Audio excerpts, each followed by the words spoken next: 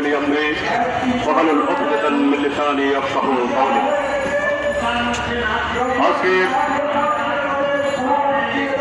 জাতীয় দলের সম্মানিত চেয়ারম্যান উপস্থিত চেয়ারম্যান বৃন্দ উপস্থিত আছেন বিভিন্ন দলের কেন্দ্রীয় নেতৃবৃন্দ।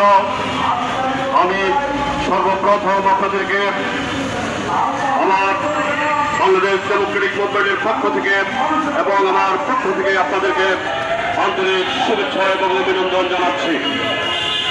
সংগ্রামী ভাই ও বোনেরা, আজকে আমরা এখানে কোন প্রেক্ষাপটে দাঁড়িয়েছি আপনারা জানেন। দীর্ঘ 16 বছর স্বৈরাচার বিরোধী আন্দোলন করে এদেশের জনগণ আপনার মেহনতি মানুষ স্বৈরাচারকে হটিয়েছে নব্য স্বৈরাচারের জন্ম দেওয়ার জন্য নয়। আপনারা জানেন এই সরকার ক্ষমতায় অধিষ্ঠিত হওয়ার পর দেশের জন্য দৃশ্যমান কোন কাজ করেনি।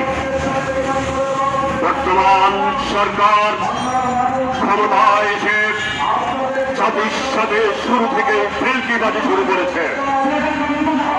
তারা ক্ষমতায় এসে কতগুলো সংস্কার কমিশন করেছে। ইতিমধ্যেই সবগুলো সংস্কার কমিশন তাদের প্রতিবেদন জমা দিয়েছে।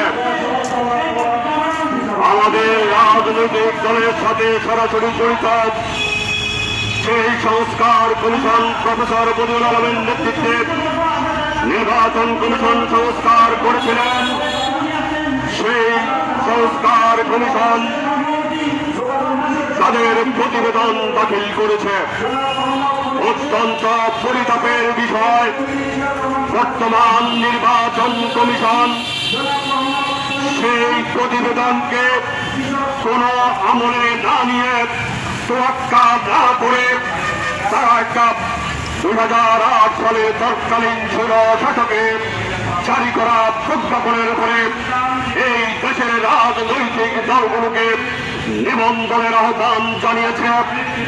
সংগ্রামী ভাই ও বোনেরা, আমরা 16 বছর সংগ্রাম করেছি স্বৈরাচারকে হটানোর জন্য, বৈষম্যহীন একটি রাষ্ট্র প্রতিষ্ঠা করার জন্য। কিন্তু এই নির্বাচন কমিশন সেই স্বৈরাচারী আমলের প্রজ্ঞাপনটাকেই জারি করে দিয়ে আমাদেরকে একটি কঠিন চ্যালেঞ্জ ছুড়ে দিয়েছে রাজনৈতিক